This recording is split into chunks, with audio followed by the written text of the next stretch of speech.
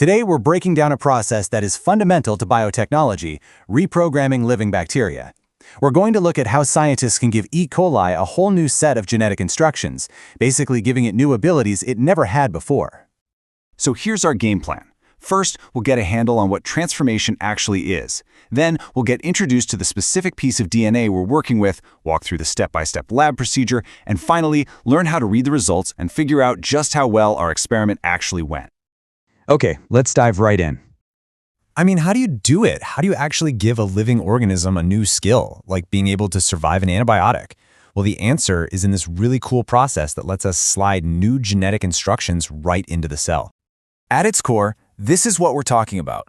We are literally introducing a new piece of DNA into a bacterium. This DNA is usually a small circular piece called a plasmid. And if the process works, the bacterium accepts this new DNA and starts using it like it's its own. The new trait even gets passed down to its offspring. But here's the thing. Bacteria have cell walls for a reason, right? They don't just let any old DNA in. So we have to prep them, make them what we call competent. We do this with a chemical trick, using ice-cold calcium chloride.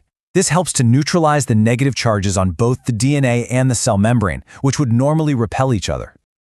Now let's meet the star of our show, the actual set of instructions we're giving to our E. coli.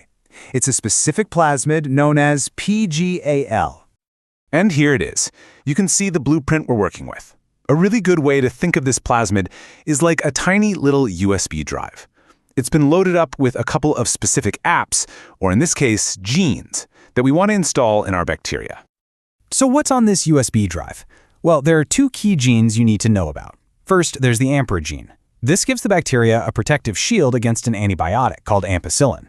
The second one, beta-galactosidase, is our reporter.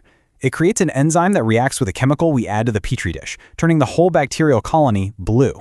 It's our visual signal that the transformation worked. All right, theory's great, but let's get our hands dirty, metaphorically of course.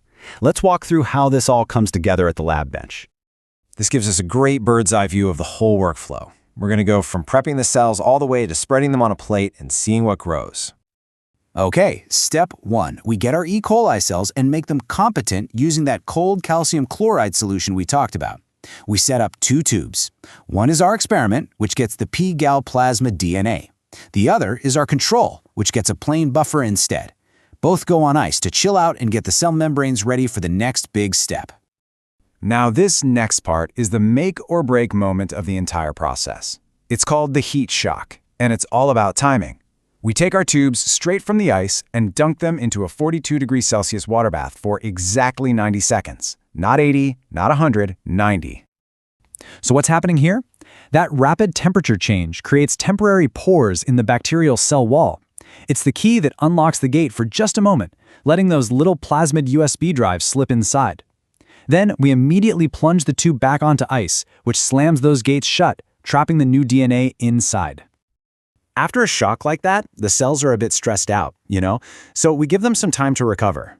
We add a warm, nutrient-rich liquid and let them chill at a comfy 37 degrees for about half an hour.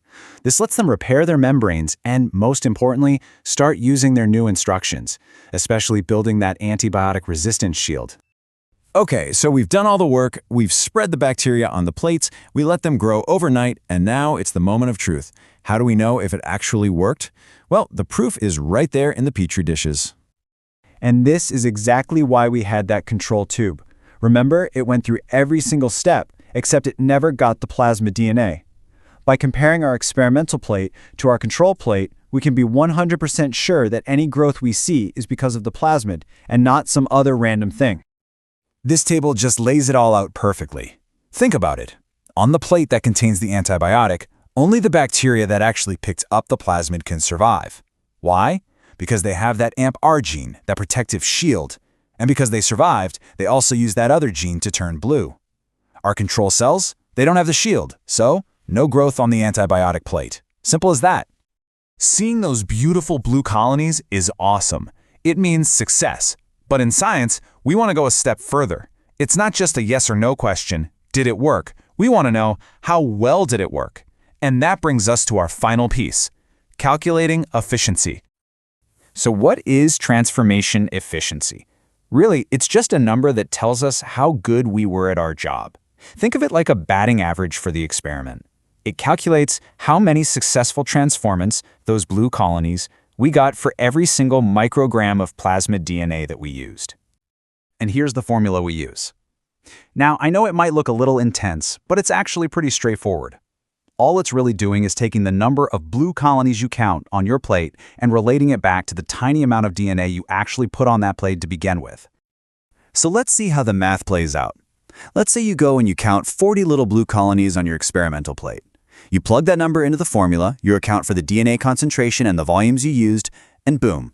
You might get a number like this, 6,400 transformants per microgram of DNA. That's your efficiency. But let's be real. What if you get nothing? 0 blue colonies.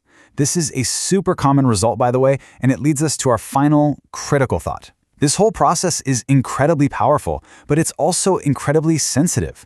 A failed experiment forces you to put on your detective hat. You have to trace your steps back. Was the heat shock maybe a few seconds too long or too short? Were the cells truly competent? Every single step we just walked through is absolutely crucial for success, and honestly, that's what makes this such a foundational and fascinating technique to learn in science.